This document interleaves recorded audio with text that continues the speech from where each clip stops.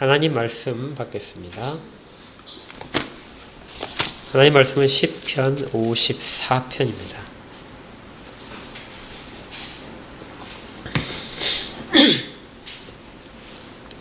시편 54편. 우리 한 목소리로 같이 읽을 텐데요. 그 위에 있는 표제, 파란색으로 지금 제 성경에 되어 있는데 표제까지 다 같이 읽도록 하겠습니다. 시편 54편입니다. 시작. 다윗의 마스길, 인도자를 따라 현악에 맞춘 노래.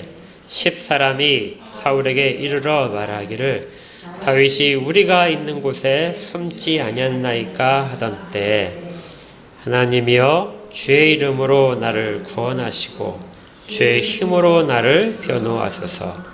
하나님이여 내 기도를 들으시며 내 입의 말에 귀를 기울이소서. 낯선 자들이 일어나 나를 치고 포악한 자들이 나의 생명을 수색하며 하나님을 자기 앞에 두지 아니하였음이니이다. 하나님은 나를 돕는 이시며 주께서는 내 생명을 붙들어 주시는 이시니이다. 주께서는 내 원수에게 악으로 갚으시리니 주의 성실하심으로 그들을 멸하소서. 내가 낙헌제로 주께 제사하리이다. 여호와여 주의 이름에 감사하오리니 주의 이름이 선하심이니이다.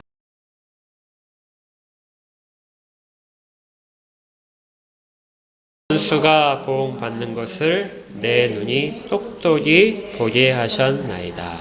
아멘.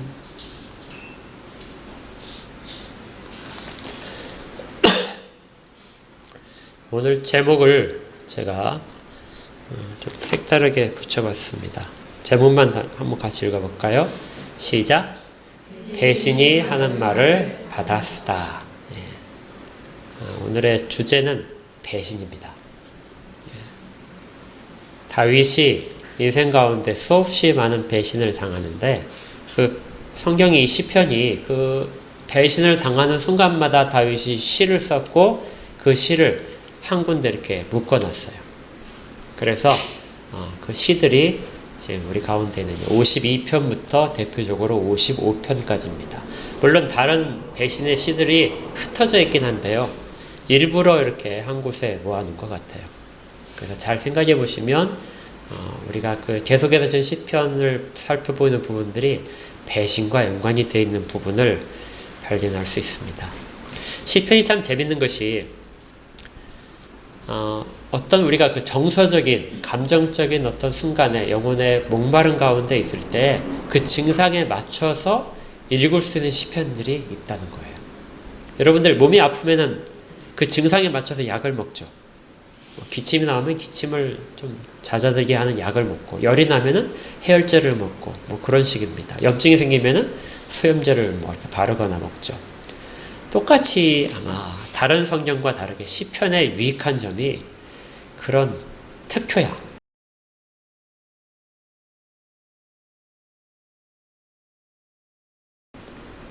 또 어떤 시의 어떤 구절들이 그 가운데 아주 정말 중요한 그런 약처럼 내 모든 상처들을 감싸주고 치유해주는 그런 역할들을 하게 됩니다. 그래서 시편을 묵상하게 되면 그런 부분에 있어서 큰 유익을 얻을 수 있습니다. 심지어 영혼의 치유도 일어난다고 생각합니다. 우리가 이제 보게 되는 이것은 이제 배신의 순간에서 보는 시편입니다. 그래서 어떤 학자는 이 부분을 배신당한 자들을 위한 시편이다. 그러니까 배신의 고통으로, 정말 배신당한 아픔으로 막 간절하게 그렇게 뭔가 출구를 찾을 때 그때 이 시편을 보라 이렇게 추천을 합니다. 여러분들도 배신을 당한 적이 있죠? 없습니까? 예. 많죠. 예. 수없이 배신을 당했을 겁니다. 예. 가까운 사람과 먼 사람과 그렇지 않은 사람, 나와 전혀 관련 없지만 어떤 걸 기대를 당연히 했는데 그 사람이 전혀 다른 방식으로 할 때, 내가 어떤 정치인을 지지를 했는데 그 사람이 전혀 다른 방식으로 한다든지 이런 것도 사실은 배신감이 드는 거죠.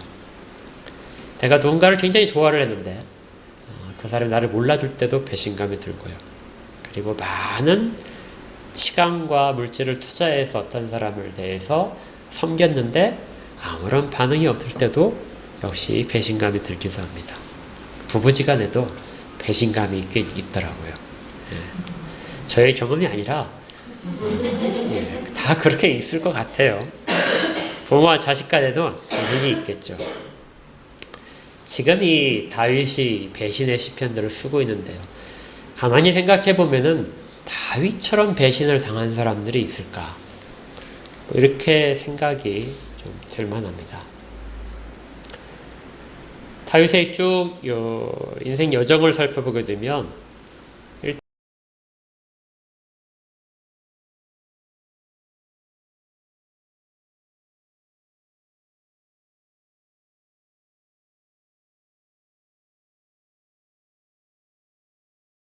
됩니다. 그리고 죽이려고 하는 거죠. 그리고 아내마저도 빼앗아서 다른 사람에게 줍니다.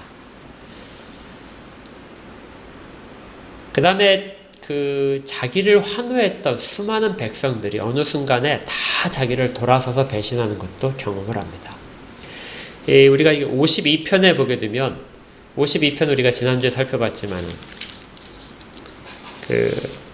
도액이라는 사람이 다윗이 높당에 들어갔을 때 그곳에서 음식을 얻어먹고 칼을 얻은 그 사건을 사울에게 고발한 장면이 있죠.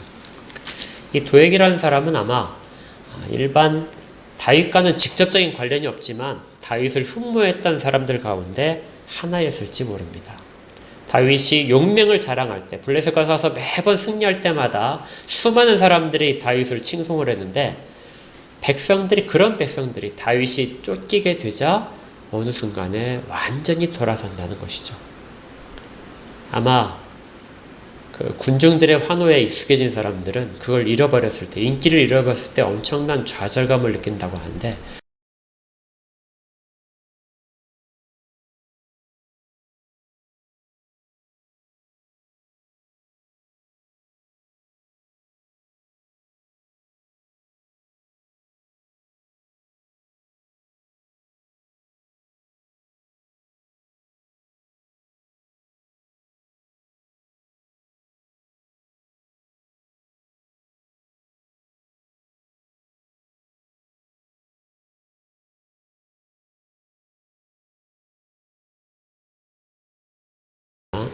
다윗이 피했다가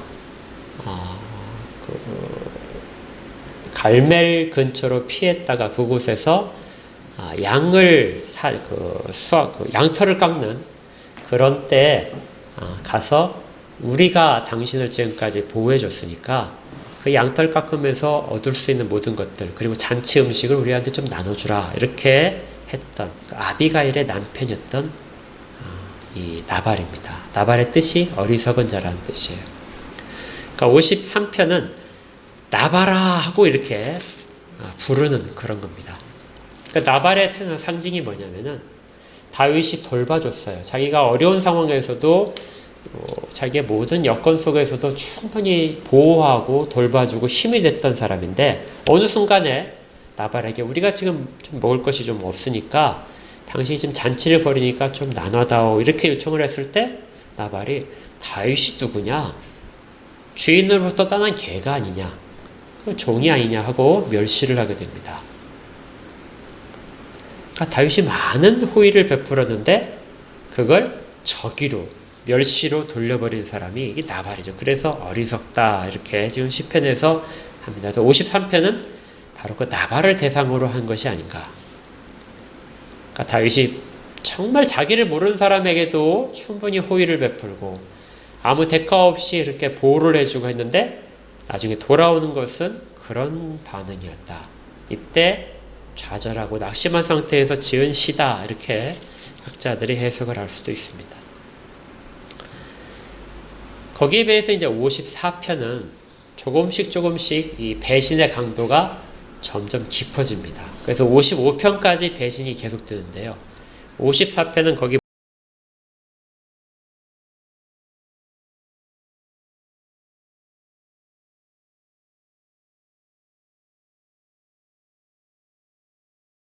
무슨 내용이냐면요. 이 약간 좀 생략이 된 부분이 앞에 있는데요. 사무엘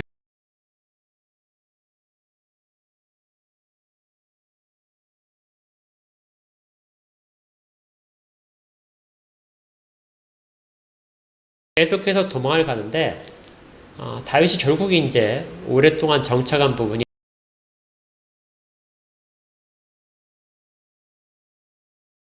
지파에 가게 되면 자기를 어느 정도 보호해 줄 것이다. 이렇게 기대를 했어요.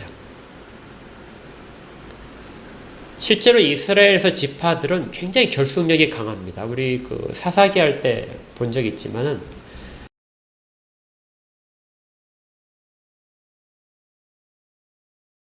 내놔라 이렇게 할 때 베냐민 지파 사람들이 그 살인자 고울을 보호하기 위해서 지파 전체가 이스라엘과 전쟁을 벌였다가 거의 멸족당할 뻔한 그런 지경까지 갔었습니다. 그러니까 자기들한테 자기 혈족들은 다른 사람에게 내주지 않고 보호를 하겠다. 아무리 그가 죄인이라도 이런 성향이 이스라엘 지파 가운데 상당히 강했던 것이죠.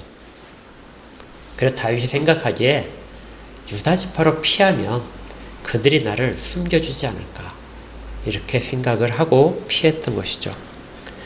그래서 처음에는 다윗이 그들에게 아무 피해를 주지 않기 위해서 광야에 거하다가 소문이 들렸습니다. 소식 하나 들렸는데 그일라라는 그 성에 유다 지파에 속한 성인데 그 성에 블레셋 사람들이 쳐들어와서 막 지금 타작을 하고 있는데 타작마당에 있는 걸 싹 흡들려가고 사람들을 잡아간다.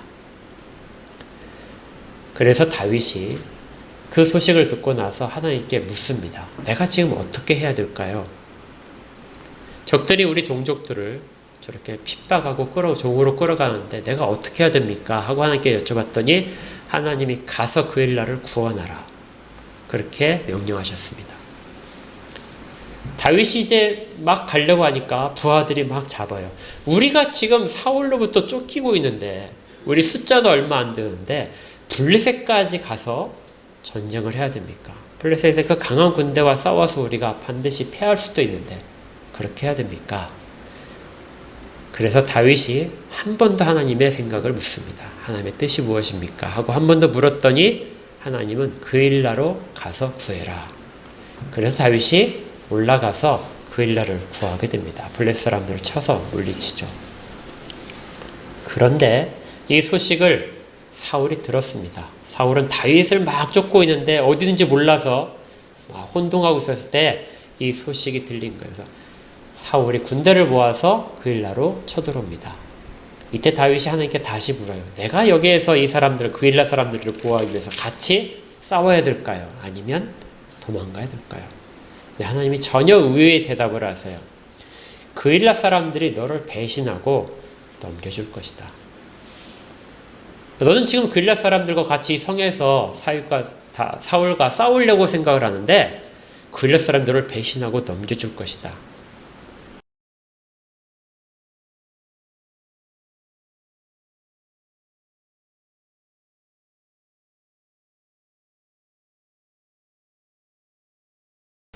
다윗이 위기 가운데서 자기의 모든 것들을 다 뺏길 수 있는 상황 속에서 구해줬는데 그런데 어떻게 됐죠? 사람들은 다윗을 배신을 하죠. 또다시 배신입니다. 그래서 다윗이 피한 곳이 이제 10 사람들이 있는 그 땅입니다. 여기도 역시 유다 지파의 땅이에요. 그런데 여기를 가서 여기는 그래도 조금 더 가까운 친족이에요. 그래서 숨어 있었는데 이 사람들이 다윗이 숨어 있다고 사울에게 알려줍니다. 사무엘상 23장 19절에 이렇게 돼 있어요. 제가 읽어드리겠습니다. 그때 10 사람들이 기브아에 이르러 사울에게 나와 이르되 다윗이 우리와 함께 광야 남쪽 하길라산 숲을 요새에 숨지 아니하였습니까? 다윗이 숨었다고 자기 친척들이 사울에게 가서 그것도 기브온까지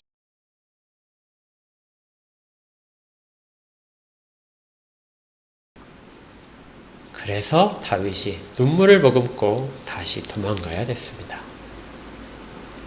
그런데 이거 한 번뿐만이 아니에요. 다윗이 막 도망가던 그 순간에 사윗이 이제 포위를 하러 왔는데 그때 블레셋 군대가 쳐들어오는 일이 벌어집니다. 그래서 사울이 부득이하게 다윗을 더 이상 추적하지 못하고 블레셋과 전쟁을 하기 위해서 군대를 이끌고 다시 철수를 했습니다. 그래서 다윗이 다시금 평안을 찾고 다시 광야에서 광야에서 편안하게 이제 숨어 있을 수 있었죠. 그런데 블레셋과의 전투가 끝나자마자 10사람들이 다시 찾아갑니다. 다윗이 우리한테 지금 여기 성에 들어가 있습니다. 그러니까 두 번씩이나 다윗의 형편을 사울에게 고발함으로써 다윗은 또 배반을 당한 거죠.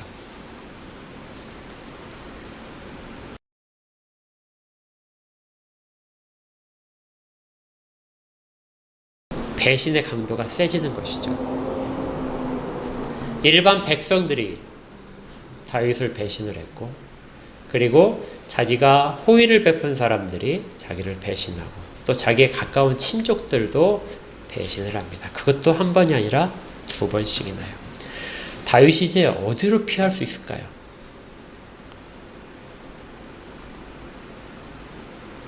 이런 상황을 우리 한자어로 사면초과라고 하죠.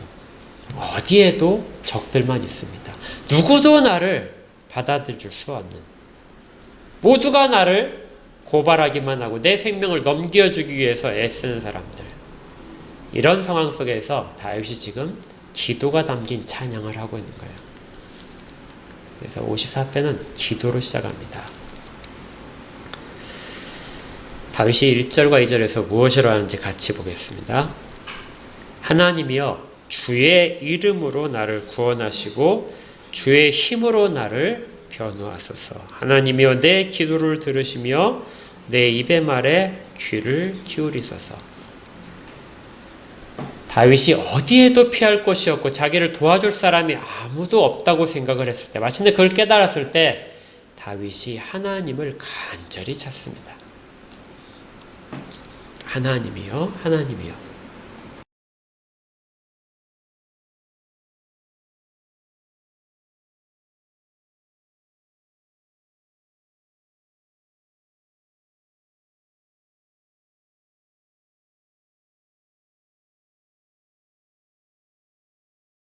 그냥 하나님 나를 구해주세요.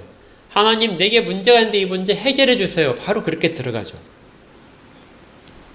그런데 여기에서 다윗이 이 시편 54편에서 아주 중요한 특징이 뭐냐면은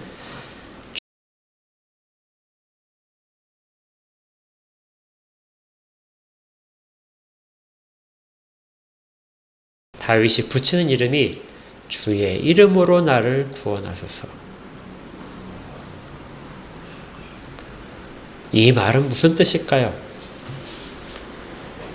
주의 이름으로 나를 구원하소서.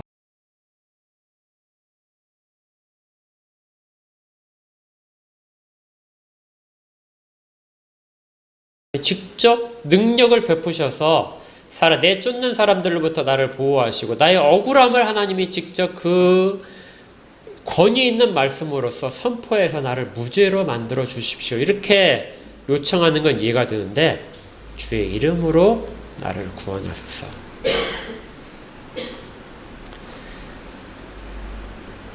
이 성경에서 어떤 이름이 나올 때는 그 이름은 단순히 그냥 누구를 부르기 위한 호칭이 아닙니다. 그러니까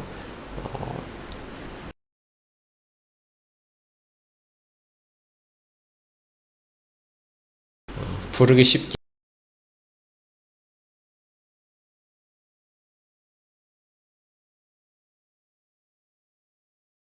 사람들에게는 전혀 어울리지 않습니다. 그들에게 이름은 자기의 모든 것들을 담아낸 거예요. 그의 성격과 성품과 인생의 가치관들이 담긴 것이 바로 이름입니다. 그래서 이름을 불러준다는 것은 그의 존재 자체를 인정해 주는 거예요. 그런데 놀랍게도 하나님에게도 이름이 있다고 성경이 말합니다. 하나님에게도 이름이 있어요. 그런데 이 이름이 어떻게 알려졌냐면 하나님이 사람들에게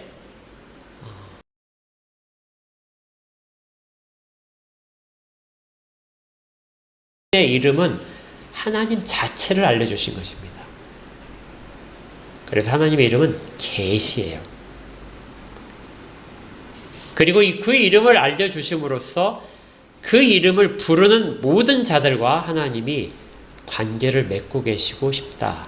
이렇게 되는 것이죠. 그러니까 하나님이 알려주신 이름을 부르는 것이 중요합니다. 단순히 하나님 부른 것이 아니라 하나님이 구체적으로 알려주신 이름들. 그래서 이 구약에서 보게 되면 이러한 것들이 곳곳에 숨어 있어요.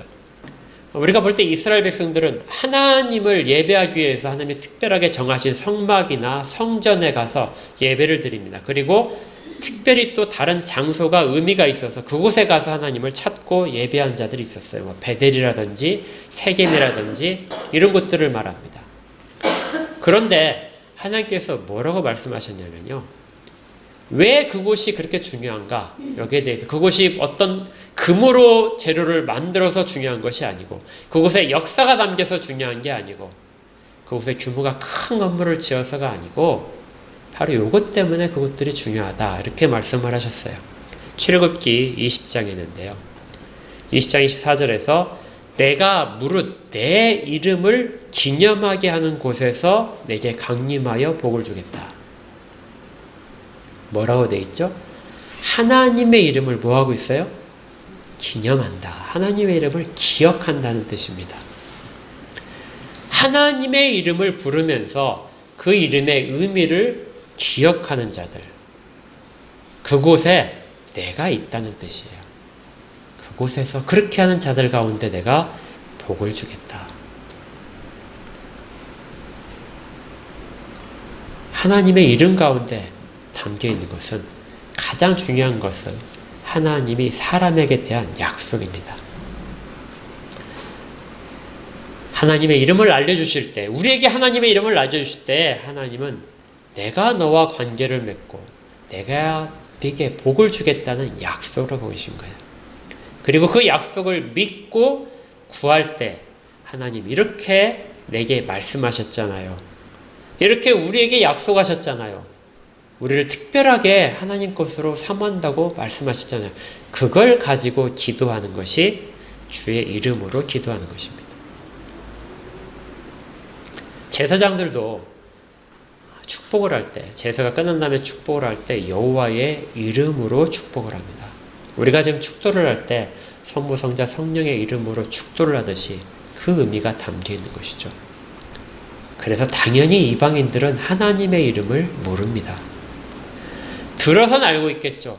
하나님의 이름은 문자도 알고 있습니다. 부를 수도 있어요. 읽을 수도 있는데 하나님의 이름에 담긴 뜻을 모르기 때문에 그들은 하나님을 찾지 않는 것이죠. 십계명에서도 여호와의 이름을 망령되이 일컫지 말라.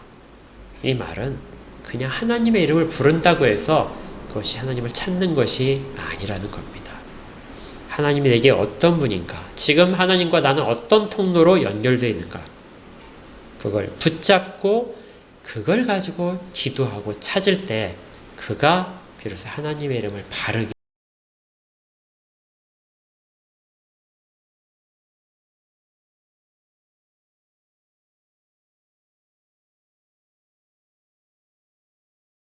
나를 지금까지 이끄시고 세우신 하나님, 그 약속의 하나님의 이름으로 그 모든 것들을 하신 하나님이 나를 구하셔야 됩니다. 하나님은 멀리 계신 그저 관찰자로 계신 하나님이 아니라 자기와 다윗과 아주 밀접하게 연결되어 있는 하나님이십니다. 그 하나님만이 지금 이 상황에서 나를 변해줄 수 있습니다. 이 모든 위협 속에서 나를 품어주실 수 있습니다. 지금 다윗이 그렇게 기도를 시작하는 거예요.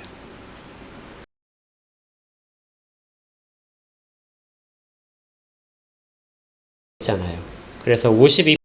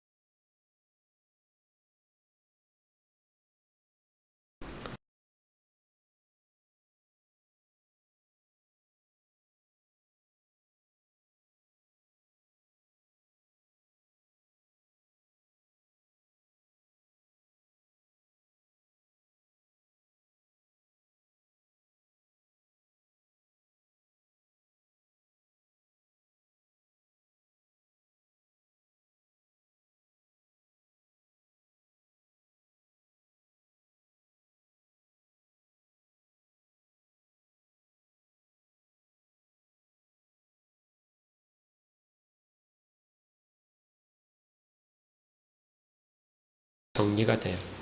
지금 이 낯선 자라는 말은 다윗이 한 번도 만나보지 못한 사람들이 나를 쫓고 있다, 이 표현일 수도 있겠지만 좀 더 구체적으로 보게 되면 이방인이라는 뜻입니다. 그 이방인이라는 것은 누구냐면 하나님을 그 앞에 두지 않는 자들입니다. 이들이 바로 낯선 자들이에요. 지금 다윗을 포위하고 있는 사람들, 다윗을 고발하고 있는, 배신하고 있는 사람들은 다윗에게 매우 친숙한 사람들이에요.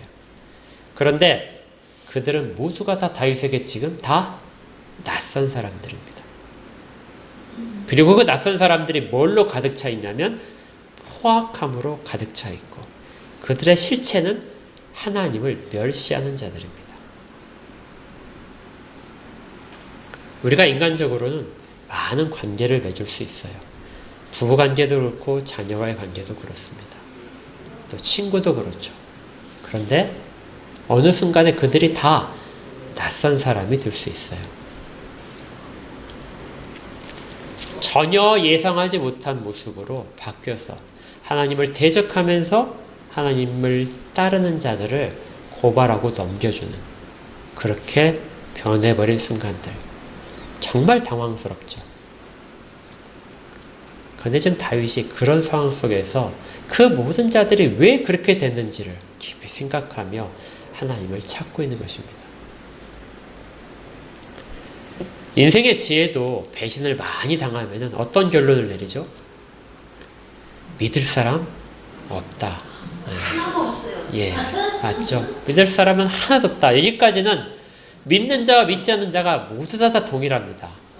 다 그런 지혜를 얻어요. 근데 여기까지 해서 그치면은 다윗이 시편을 지을 일이 없습니다. 그냥 단순히 하나님 찾으면서 믿을 사람이 하나도 없네요, 여기에서 그치는 것이 아니라고요. 모두가 다 다윗에게 낯선 사람으로 돌아섰을 때, 포악함으로 돌아섰을 때 다윗이 지금 새로운 고백을 시작합니다. 그것이 4절이에요. 4절이 이 시편의 가장 핵심입니다. 4절을 같이 읽어볼까요? 시작. 하나님은 나를 돕는 이시며 주께서는 내 생명을 붙들어 주시는 이시니이다. 바로 앞에서 3절에서 내 생명을 취하기 위해서 나를 그렇게 지금 쫓고 있는 저 포악한 자들, 그들을 이야기하면서 내 생명은 누가 쥐고 있다고요? 하나님이 쥐고 계십니다. 하나님이 하나님의 이름을 내게 두셨기 때문에 내 생명이 하나님께 있으므로 저들은 내 생명을 결코 취할 수 없습니다. 세상에서는 나를 다 배신을 하지만 하나님은 뭘로 바뀌세요? 하나님은 나를 도우시는 분입니다.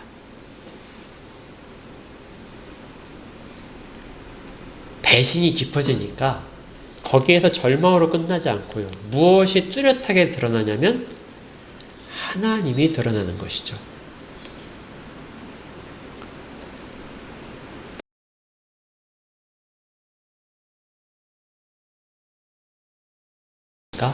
내 힘, 칼을 기대했나요? 아니면 친구관계, 부부관계, 자녀관계, 모든 것들을 다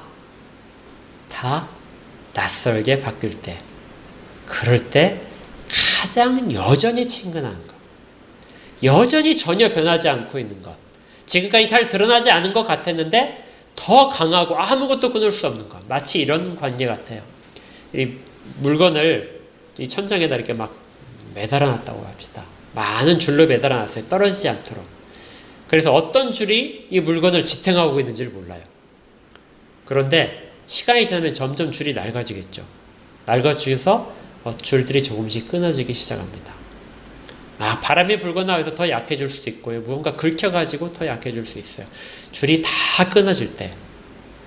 그런데도 이 물건은 떨어지지 않고 있어요. 왜냐하면 여전히 잡고 있는 줄이 있기 때문이죠. 다 끊어져 없어질 때야 비로소 정말 그것을 지탱하고 있는 줄이 보여지게 됩니다. 다윗이 지금 그걸 알고 있는 거예요. 하나님만이 나를 돕는 분이시군요. 세상의 어떤 모략을 통해서도 나를 돕지 못하고 하나님만이 나를 도우시는 분이군요. 하나님만이 내 생명을 붙들고 계시는 분이군요. 더 이 감정이 아마 다윗에게 극하게 나왔던 것 같아요. 그래서 우리 성경에는 번역이 안 되어 있지만 이 4절 앞에 감탄사가 확 표시되어 있습니다. 아, 그렇군요. 이 보라라는 뜻이 이렇게 감탄을 하면서 이 모든 순간에도 역시 하나님은 나를 돕는 분이십니다. 하나님은 내 생명을 붙드시는 분입니다. 하나님만이 변하지 않는 분입니다. 이것이 믿는 자가 배신의 순간에서 알게 되는 지혜입니다. 그래서 오늘 제목이 뭐예요? 배신이 하는 말을 받았다. 다윗이 지금 시를 쓰는데 어떤 특별한 것을 쓰는 것이 아니라 배신을 통해서 알게 된 것들, 배신이 내게 전해주는 것들, 절망으로 나를 빠뜨리는 것이 아니라 하나님에 대한 신뢰를 발견케 하는 것, 그걸 그대로 지금 받아 쓰고 있다는 것입니다. 배신에게 나를 맡길 것이 아니에요. 배신은 분명히 하나님이 허락하신 것입니다. 허락하심을 통해서 하나님은 무엇인가를 기대하고 계세요. 그것이 하나님을 발견하는 것입니다. 하나님의 이름을 바르게 알게 된다는 것이에요. 하나님만이 내 목적이고 하나님만이 영원히 나와 함께 갈 그분입니다.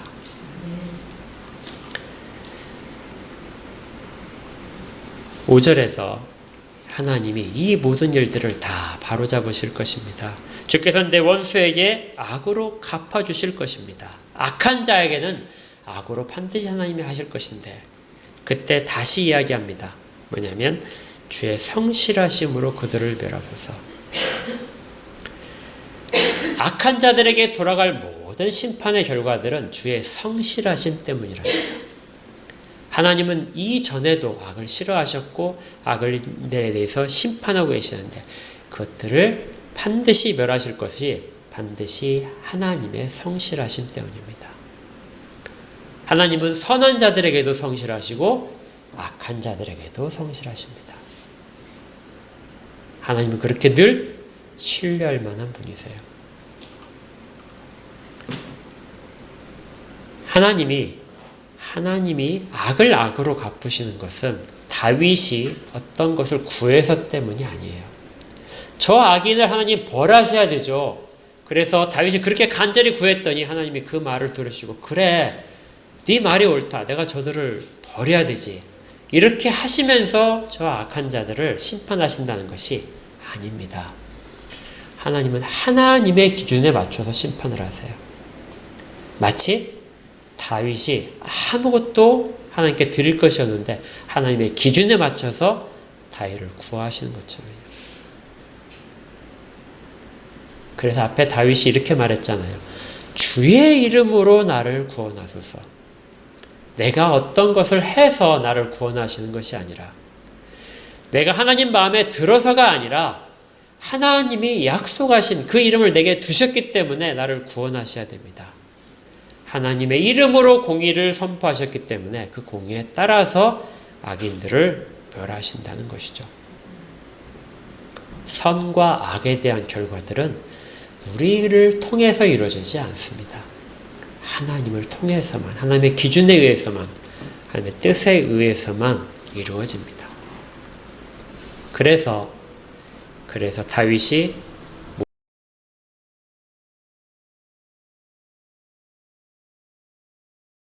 6절에서 다윗이 이렇게 말합니다.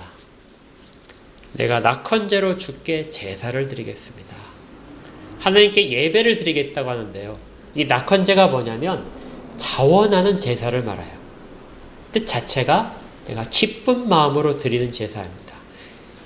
절기에 맞춰서 의무적으로 드려야 되는 제사가 아니라 내 기쁜 마음으로 하나님께 드리지 않아도 되는데 내 마음이 계속 우러나서 드리는 제사가 낙헌제예요. 이 모든 배신의 순간 가운데 지금 다윗이 있어요. 상황이 바뀐 게 아닙니다. 원수들이 지금 다 멸하진 게 아니에요. 그런데 다윗의 마음속에 그 배신감 속에서 드는 것이 내가 하나님께 기쁜 마음으로 제사를 드려야지. 왜냐하면 그 속에서 하나님이 나를 돕고 계신다는 것을 알기 때문에요.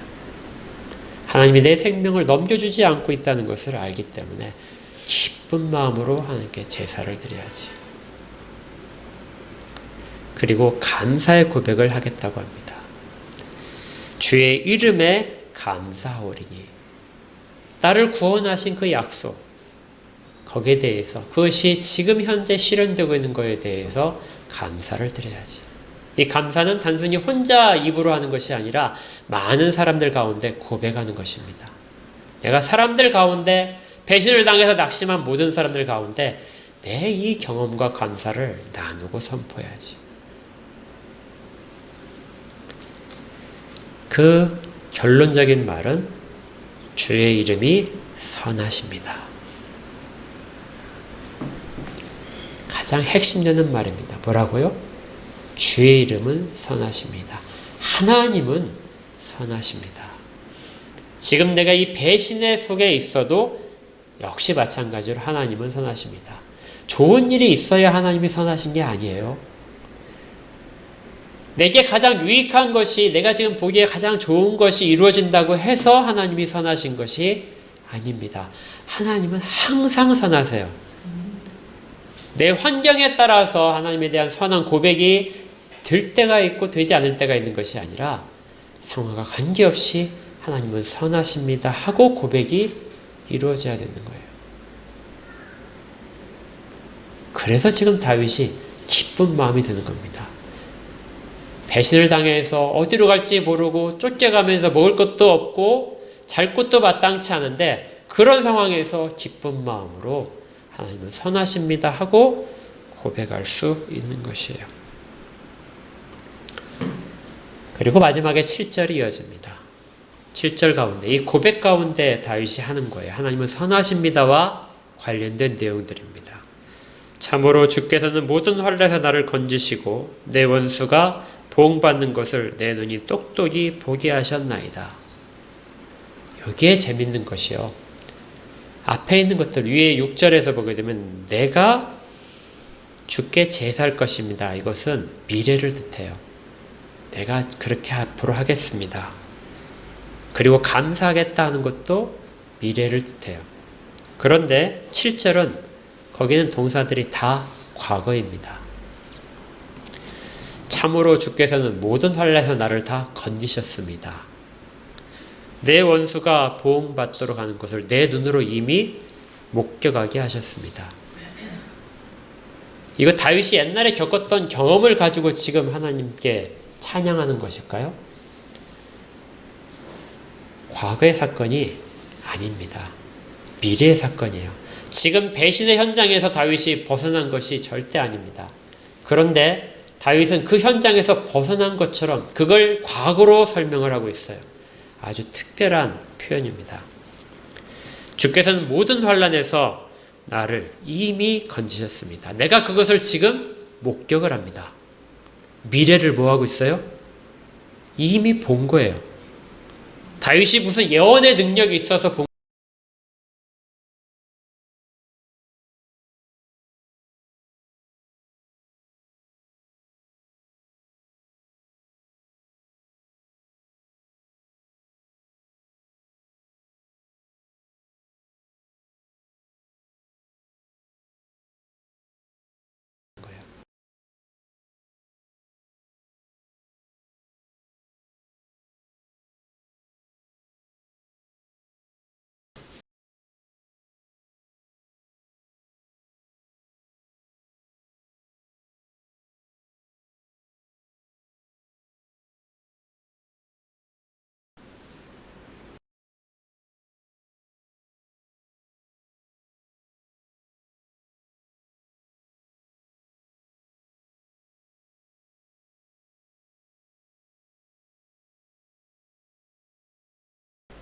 자식 압살롬의 배신.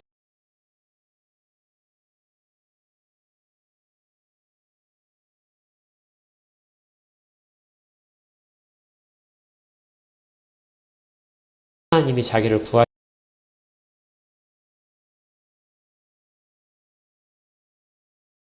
변하지 않고 할 수 있습니다.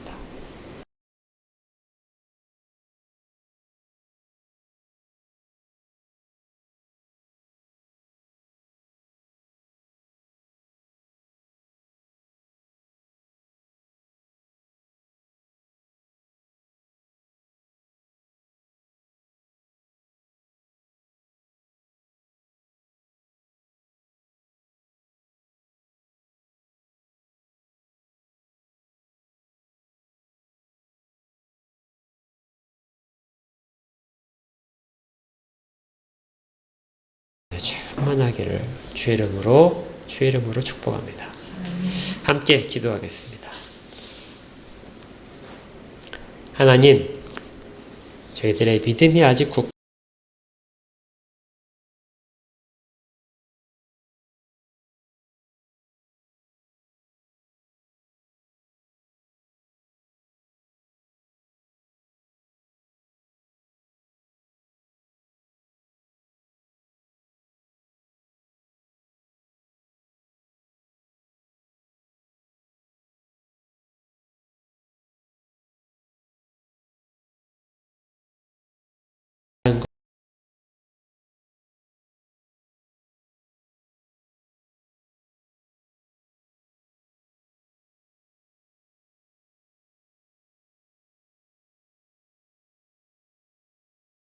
기도 가운데서 주님 육신